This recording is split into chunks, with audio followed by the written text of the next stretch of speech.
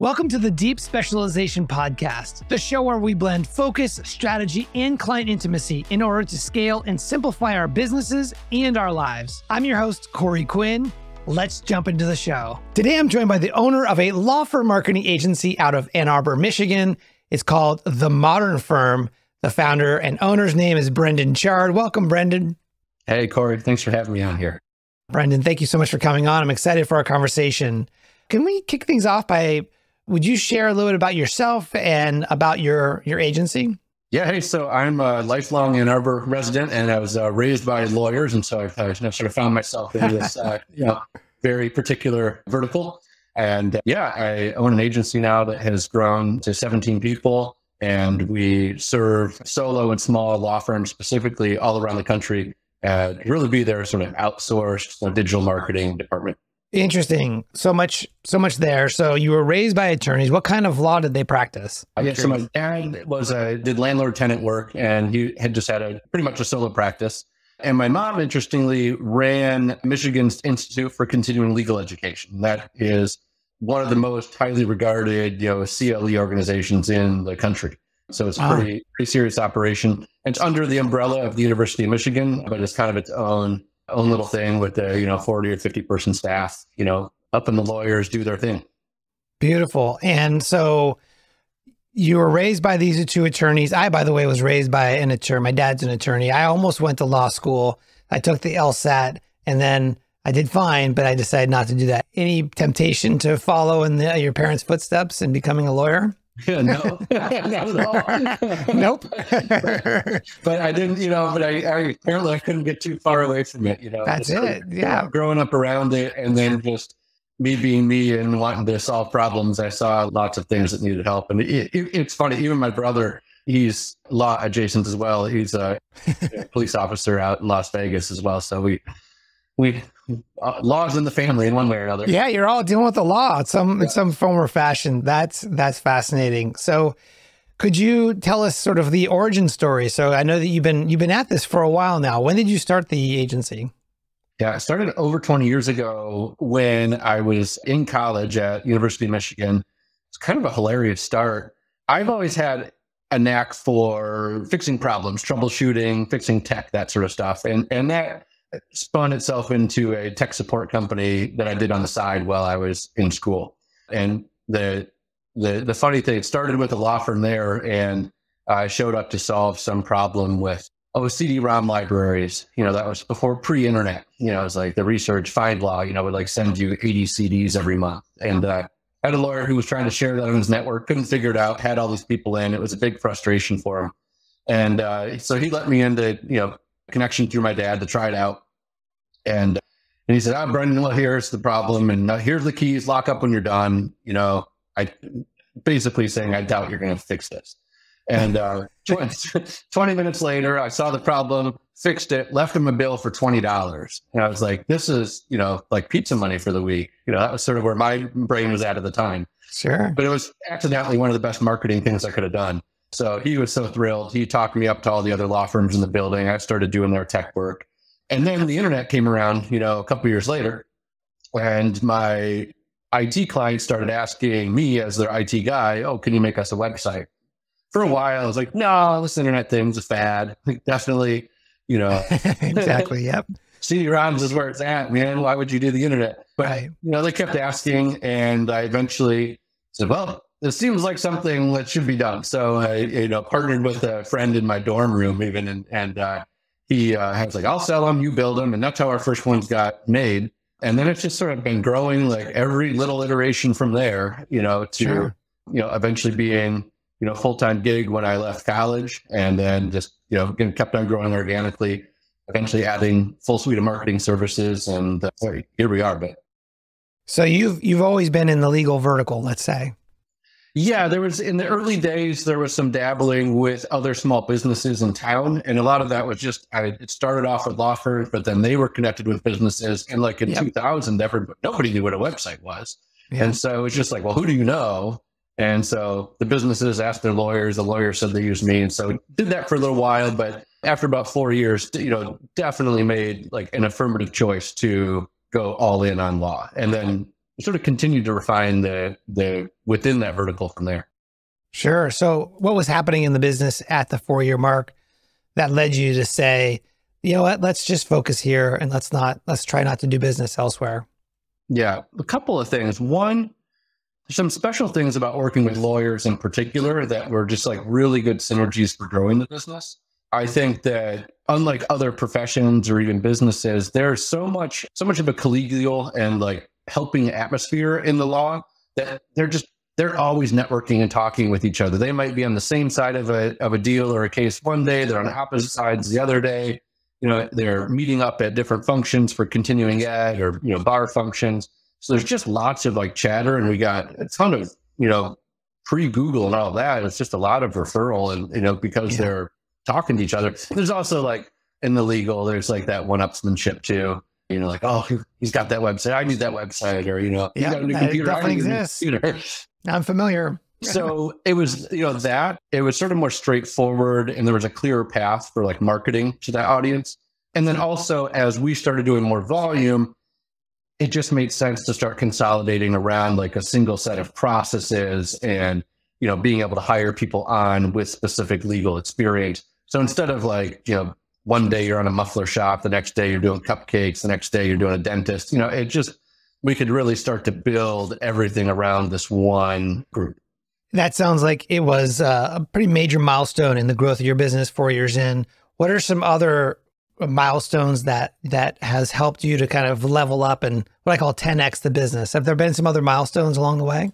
Yeah, great question. Yeah, some of them that come to mind were, one was rebranding the firm. The company was originally named after my last name because of just the local knowledge and, of, the family history. But then as the company started expanding beyond that geographically, and then also just in terms of the scope of the work and the clients, I wanted to develop a brand that wasn't just about me. And that was a big milestone, because then pretty shortly after, clients started coming through the business that never had any interaction with me. They didn't know. I mean, if they looked deep enough on the website, they'd find that I'm the owner, but it wasn't about me. It was about like the concept. That's great. And so that was a big one. We also, in the beginning, websites were just about validation. Like in those early days, it was like, oh, this is just the next thing that my law firm needs to have. It's expected, got to have it. And then when we started getting into, adding on marketing services, that was, that's now the majority of what we do.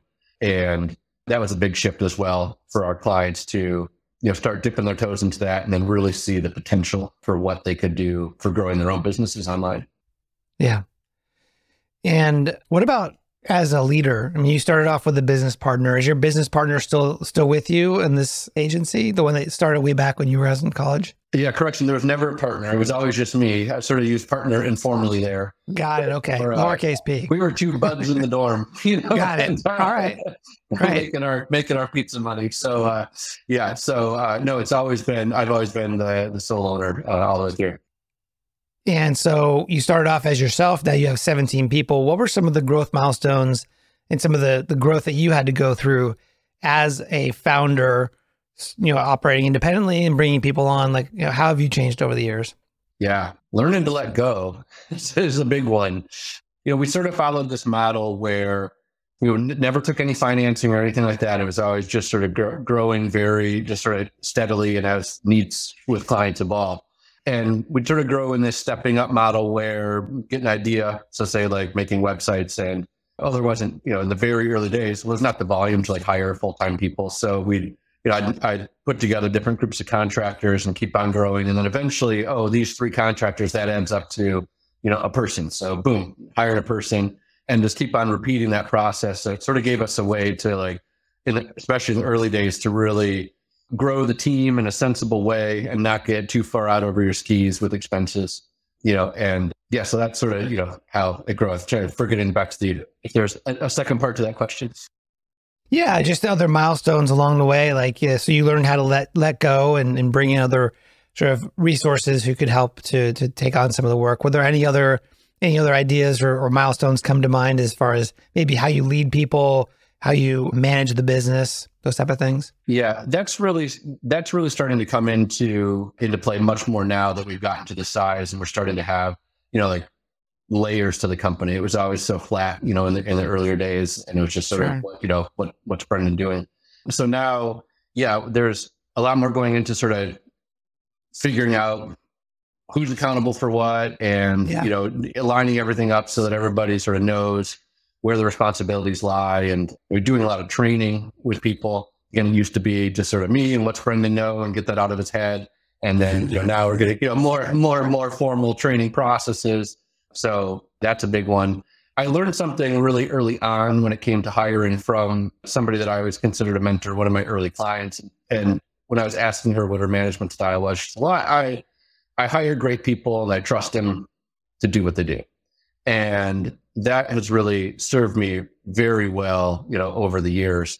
But now we've added a twist to it, which just comes, I think, with the size of just you hire people that are great at what they do, trust them to do it, but have some systems in place to make sure it's all happening, and that they that things are being continuing to be done to standards, and that people are able to to grow as well. I'd say that's another thing that comes along with a company growing, is not just thinking about myself, but like the entire team, and where are they at in their careers, and where do they want to progress and get to, and how can we be help them grow or be a stepping stone for them.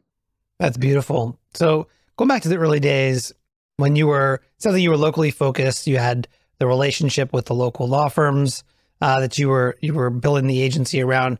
How did you break out of the local scene and acquire clients outside let's say the local area? What was that process like? And was it difficult at all? Like, what did you do? Yeah, it's almost hard to remember at this point. One of the common ways that sort of started branching out was, so back in the 2000s, I moved briefly out of Ann Arbor to Minneapolis. And so that was sort of a new area. And I got connected in with the continuing ed people there, and was, speaking at seminars and, doing webinars and, all of the whole speaking circuit thing. And I, went to several other states as well. But so that kind of started the process of getting out of just Michigan. But then it was really, to be honest, just being an early mover in Google. Once Google came around and we had a website, we had a full portfolio of clients that were starting to be in different parts of the country. It's been a ton of Google ever since, all organic. That's great. And so is that where you get today most of your business now, is people finding your website on Google, and then they're coming in and they're filling out a lead form or whatnot? Yeah. The majority through Google or through referral, now that we've, been at it for so many years. Yeah. Just, again, still the social and competitiveness of lawyers. They'll see, somebody else in town got this nice new website, or they're starting to outrank me on everything, Yeah. Who are they using? So that happens. We get a ton of referral, a lot of repeat business, because, really, if we do it right, our clients never leave. They are coming back, for additional services when their website starts to, like, either if they're outgrowing it or if their objectives are changing, or just styles change, 3, 4, 5 years later, they're coming back for a refresh or something new. Yeah, that's big mix, but a lot of new people, in through Google or friendly referrals. And today, more than ever, I think we're both aware of how many agencies there are targeting attorneys, some of which have been on this show. There's a theme, right? There's a lot of these type of agents, but there's many, many out there. In this sort of, I would say, potentially noisy environment, the typical attorney, based on my experience, isn't extremely knowledgeable about marketing or digital marketing, and they definitely need help for sure. But how do you communicate you're different than the other alternatives to this attorney, maybe who's on your website? Like, how do you differentiate or position your agency differently? Yeah, so that gets into some of like what we've done within the legal vertical. And there's a few things there. One is that we specifically want to work with solo to maybe 5 attorney firms. So the smallest of the firms out there. That's where we have the most fun and make a big impact. When it starts to get to being bigger firms, we can still do great work. It's different. Now there's committees, there's multiple cooks in the kitchen. We aren't necessarily working with the decision maker. And so we really like working with that small group, both selfishly and because like we're changing their lives. Like their spouse will be on the phone and talk about like, oh, this is great. You know, we just put an addition on our house or we moved or what, you know, whatever. And so it's literally improving their life by, you know, making their business more sound and more, you know, more resilient.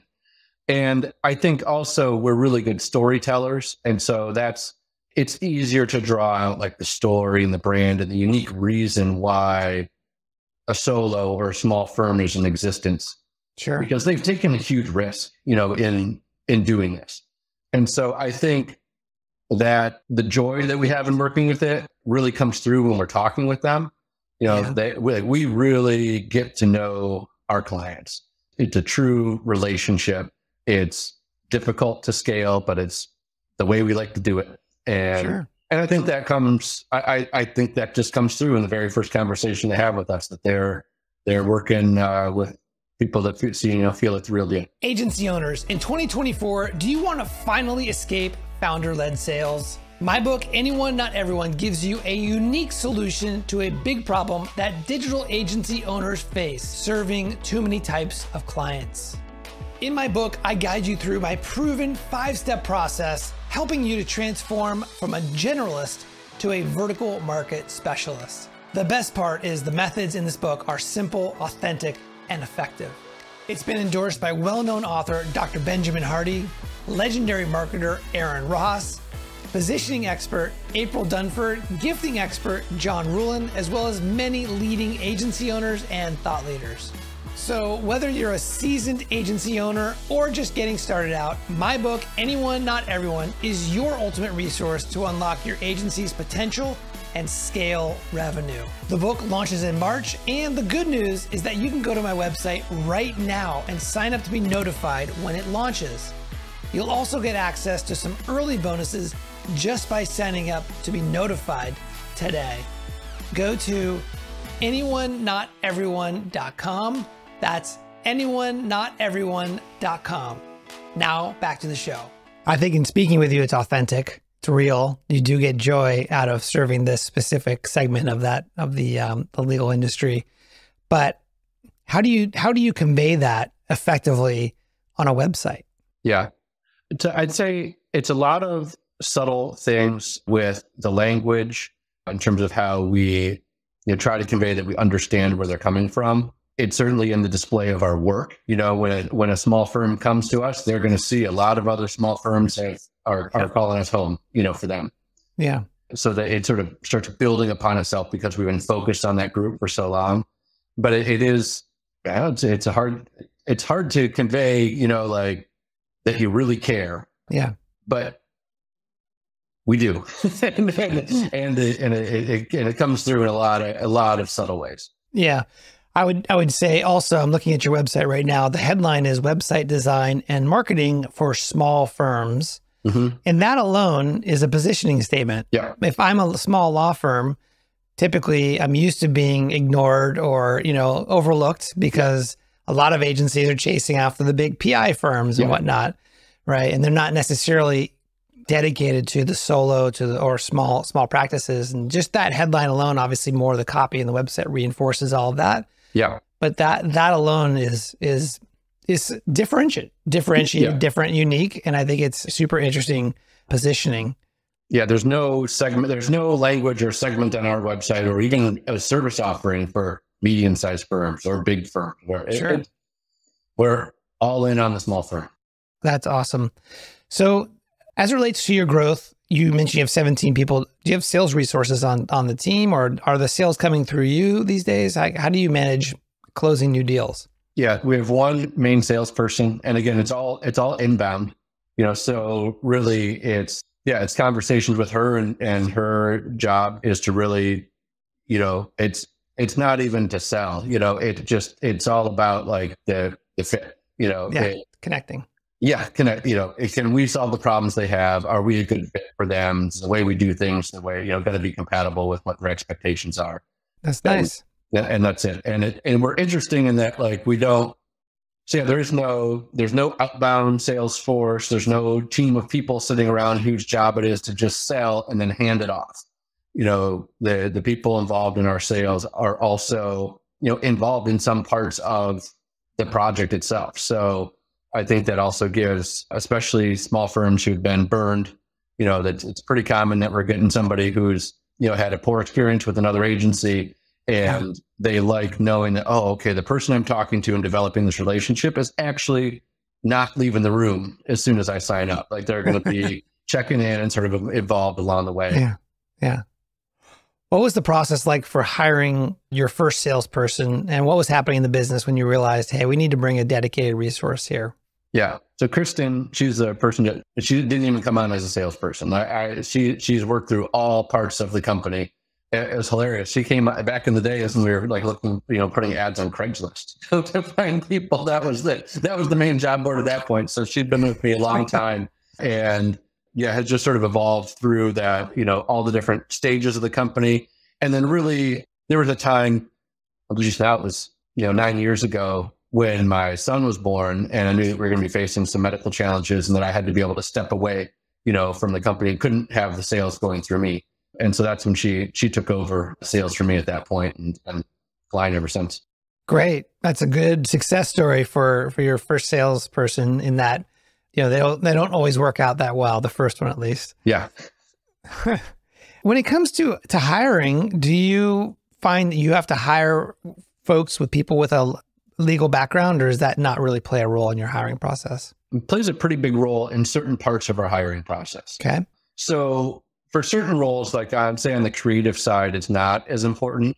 But for anybody that's going to be touching content or the marketing, we really look for somebody that has a legal background. All of our writers are lawyers, so, contract writers and our staff writers all have law degrees, and some of them, are retired from practice or are no longer practicing. And so that's been huge. And then on the marketing, on the SEO side, we really try to find people. It's harder to find somebody who is, I'm a lawyer, now I'm an SEO, but we, most of our people have come out of the marketing departments of big law firms. So they're hitting the ground running, as far as like understanding, the unique things that come up with marketing for attorneys. But the writing has been a huge one, because there's a lot of interaction with the writers. And so being able to, talk the same language, and for the writer to maintain interest, like legal stuff, it's not the sexiest stuff to write about, so. Unless you're a lawyer. Unless you're a lawyer. So yeah, we had, in my first iterations of that was a problem to solve, was content. Like we'd get the design done and there's no content. And so we got to solve this problem. So I started hiring writers. And I started out hiring writers that just said they were writers, and they had a degree in poetry or, whatever. So they get 3 or 4 websites in, and they're like, peace out. Like, I'm not doing this. Yes. Yeah. But when it's a writer who is an attorney, they're interested in what they're writing about. Yeah, they care. So it's they're interested in the research. They know how to do the research, and it's a topic that's intellectually, interesting to them. So less burnout. That's great. That's great. Do you provide productized services to your clients, or is it 100% bespoke and custom for every client, or where does that fall? Yeah, so to everything really comes across as custom, and I think the things that are more, it's not really anything that I'd say is like productized, but because we're working with such a tight segment of the market, it's our processes that have gotten to be so, that's where we pick up the efficiency. And so each client is going to get very unique treatment, and we're going to listen to them and put together solutions and build the team around exactly what they need. But then behind the scenes, it's not our first rodeo. We've done this hundreds of thousands of times. And so we've got the efficiency gets picked up there by really honing in on tight processes. And so therefore you don't have sort of fixed prices based on scope. It's more, we'll come in and we'll scope out based on where you're at and what you're trying to do. Yeah. No, there's a range that's pretty predictable, but especially today, internet's been around for a couple decades, and we're Sometimes we get a firm who's coming in and it's brand new, and they don't have anything. They got no photos. They need the content all written, and that's a pretty easy project. But then we'll get somebody comes in and they're on their fourth website and they just terminated a contract with FindLaw, and they're coming out of some proprietary system with 4,000 pages, and it's like, and they're ranking well on Google. So we don't want to mess anything up. So that's like a very different scenario for like, how do we meet their goals and not screw anything up and get them untangled from all of this? So yeah. How do you address the solo attorney in a competitive market like Houston, one of these things, who wants to be on page one of Google or the maps for personal injury Houston? Yeah, not going to happen. That's where it starts. I say this in jest, but truly, it starts with really, having an honest conversation about what and there's some marketplaces and some practice areas that are, practically impenetrable unless you've got the budget to throw behind it. And so you just got to have the website itself is still important, but they've got to have another strategy, that goes with that to generate that business. That's probably going to be not SEO or Google Ads. Sure. Maybe LSAs, maybe not. Yeah, maybe. Yeah, maybe. So taking a step back, looking at the 20 years now, as it relates to verticalizing the business, having a vertical focus, have there been any negatives along the way that maybe made you think twice about staying so focused on not only, law firms and attorneys, but the small to, 1 to 5 attorney law firms? Yeah, I can say honestly, not really. I feel extremely fortunate to have picked this vertical out in the beginning. Like I said, we refined it, more like it was just law. And then it started getting more down into smaller firms, and then to really, solo and really small law firms. But it was kind of lucky out of the gate. It's been a good market. They've been fair. Lawyers are fairly recession proof. So we've, never had a, negative year. And the only thing, thing that itches at you sometimes, just as like a techie and a marketing person, is that lawyers are not like the most cutting edge. And so sometimes there's stuff out there like, man, it would be really cool. Like if I could do that, but it's just, whatever, either it's not the right fit for them, or there's ethical concerns with how, the type of marketing or the platform. So sometimes as just, a marketing guy, I'm like, oh, I wish I could play with those tools and toys, but no, otherwise, no, it's been great. That's fantastic. I love that. So what would be your parting advice here, particularly for an agency owner who may be struggling with scaling, kind of getting the kind of success that you've seen? Yeah, a few things. So I mentioned earlier processes, that's really important to hammer down, like to just figure out how is a thing going to get done consistently and who's responsible for what, and making sure that that's like really bulletproof.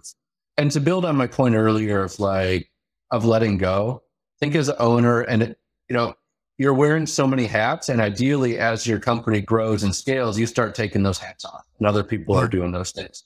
And you've really got to let go. And one of the things, that bothered me in the beginning of that process was like, well, I'm having this person do it, but they aren't doing it like the Brendan way, Yeah. And then I just realized, well, no, they're doing it their way. And sometimes their way is better than my way, or it's different, or it accomplishes it, and it gets to the same result.